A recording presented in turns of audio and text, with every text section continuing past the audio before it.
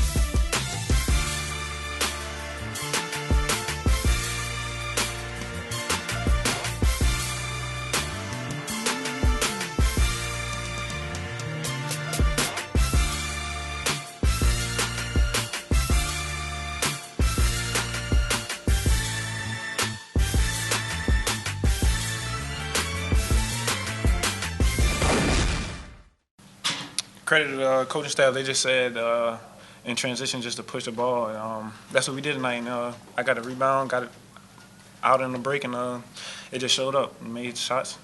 Simple. Made the game easy, I guess. I think this goes to the whole team. We just play hard. We feel like that we can beat anyone. Height and stuff don't matter to us. If we just go out there and play how we play, we can compete with anyone in the country. I just go out there every single one. Nah, he talk about that all summer. He talk about it all summer. He said he want to rebound. That's what he talk about all summer. Don't listen to that. There's a positive, I think, sometimes. There's some rebounds from my teammates and coaches trouble a little, so I think I might need to turn it off a little, but I just go out there every single one. Nah, keep doing you, bro. So keep doing you. We're going to ask a lot of them, obviously, to come in and command the second unit, which our second unit, we're asking the same things as our first. So it's, we're expecting no drop-off. So it's a lot of pressure on them, but he's handled it tremendously. We go out every day in practice. I try to make it as hard for him as I can, so that way, the game situations is easy. But, it's more on him. He has the right mindset every day. He comes in, he wants to help the team. He wants to do better. He wants to learn. So, if he keeps that mindset, he's going to have a great career here. We got the first game out of the way. We're 1-0, and we got to improve and get better because we play a lot of really good teams coming up, but I'm proud of our guys. I thought some guys stepped up throughout the game, and there's certain things we got to get better at, but that's why you play the games, and we'll review the tape and be ready to go on Friday. If we didn't turn it over as much, we would have scored a lot more points. We had some great steals that are leading to layups, to 2-on-1s, 3-on-1s, wide open transition threes, and we just didn't convert enough. And honestly, we gave a bunch of them back. We got steals or we got great stops and 18 turnovers. And as you remember last year, it's an emphasis for us. We failed in the turnover category today, but we'll get better at it. That let's take care of the ball, and if we get a steal, let's capitalize on it. We didn't do that today. We had a layup, and we tried to pass it, which I get, but we gotta get turnovers, convert turnovers into baskets, and you got to get the points. I talk about it all the time. When you get a steal and you're in transition, get the points. We didn't throw lobs very well today. We get steals. We're out in the break, and we just got to get better at it. So we have their attention, and these guys are hard on themselves, and we'll have 2 really good practices getting ready for Friday. I think turnovers are always on you. If you're a good player, if you care about the ball, they're always on you. And a couple where we just fought the defense. Sometimes you make a move and you have a counter move, and the defense is better than your move. Pick the ball up and play. Live to another play. I thought a couple times we drove it in there. Sometimes you just got to sit down and say, hey, the defense collapsed, kick it out to the open guy, keep playing. And we fought it, and we jumped up in the air too many times today. We tried to, be a little cute at times, but we responded at times when we needed to, but we can't turn it over. We got to get better at it.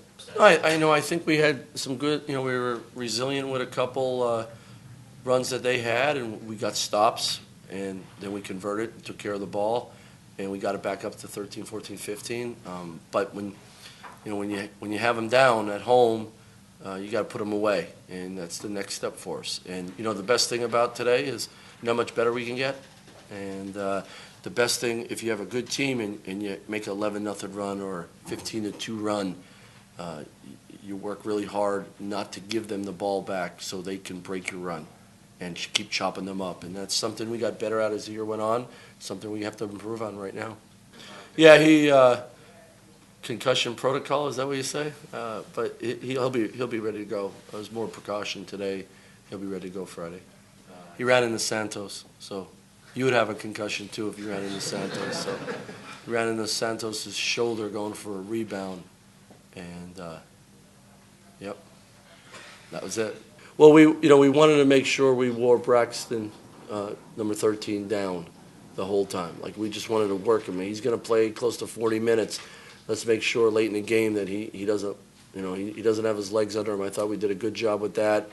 I thought we did a good job of not allowing him to use ball screens as effective as he has been in the past.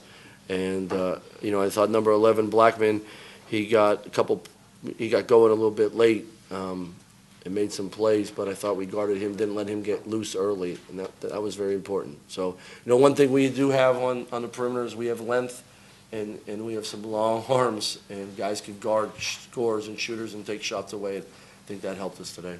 I think that's super important with this team. I think we have a lot of guys that can make a lot of plays, and one night it's Santos' night, the next night it's IVs or DJs or Corey coming off the bench. I just think, we got to take great pride in that Army approach, and one night it's going to be Santos, like I said, and the next night it's going to be somebody else. Bones is going to hit some threes. One game, like we need to really accept that, and that's our identity. We got some weapons, without a doubt, but the biggest thing is making each other better, sharing that basketball. Don't settle for a quick shot, settle for the best shot. And if we do that without turning the ball over, I think we're hard to guard. And now it's time for the Legacy Maker Sports Post-Game Report. Hello, everyone, and welcome to the Legacy Maker Post-Game Report. I'm Drew Willingham of the Legacy Maker Sports Network, along with Tyrone Montgomery Jr. Ty, it was a back-and-forth battle in that second half, but VCU would finish out winning 72-58. What was your takeaways from this game? There was a lot of turnovers. This is game one of the season opener, but that's just something that they're just going to have to cut down on. Turnovers can easily lose a game for you, especially when you got a lead. Anxiety was at an all-time high. The nerves were definitely going back and forth. VCU had 20 turnovers, along with St. Francis having 16. The ball was going back and forth, and not in the way that you would pass it. It was not in the way that was preferably. When you would speak to Coach Rhoades at the end of the game, he blamed it more on the actual players and not on the other team's defense. Based upon the questions that were asked, and you got a good one in there, what were your thoughts in the post-game conference room? It was a good question that I needed to ask Coach Rhoades, and it was the elephant in the room. Turnovers could have cost this game for him, but he makes a good point. It's on the players. The only bad thing is so far starting the year out, they've got Vince Williams out with injury, and now it looks like Malik is out as well. Malik Crowfield is out. Twisted his ankle from what it looks like, but we don't know the severity of that. Nobody actually asked that question in the conference room, so we're just going to have to wait and see what the report is on that and how that goes. But other than that, it was a pretty solid game in the first half. VCU was definitely dominating in that first half. In the second half, like Ty said, the nerves and everything were getting to them. It was a pretty tough one in that second half, as both teams scored 36 points in the second half to keep it close, but VCU did win by 14. Yeah, and it was in fashion manner, too. I mean, Santos-Silva was a beast tonight. 21 points and 18 boards. He was just all over the place. He's not the biggest guy in the world, but he plays big, and he plays big with a lot of heart. And he definitely picked up where he left off last year. He was heating up towards the end of the last year, which was what helped him win that A-10 title. If he stays consistent throughout the rest of this year, Marcus Evans gets his legs back under them and does what he does best. He was kind of off for the majority of the game, but he hit 3 consecutive shots towards the end to help VCU get the win tonight. If those two can definitely, along with Isaac Van, if the three of them can be the top 3, the big 3 of this team, we could see another A-10 championship for this team before you know it. This team reminds me a lot of the Denver Nuggets, a very deep roster. Anybody can lead the team in scoring on any given night.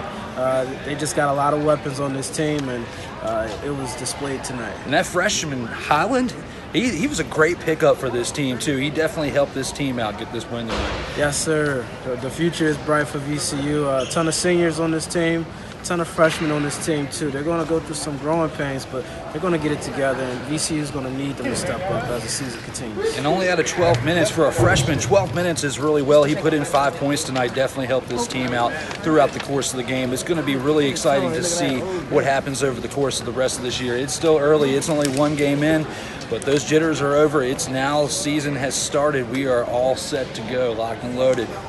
Indeed we are.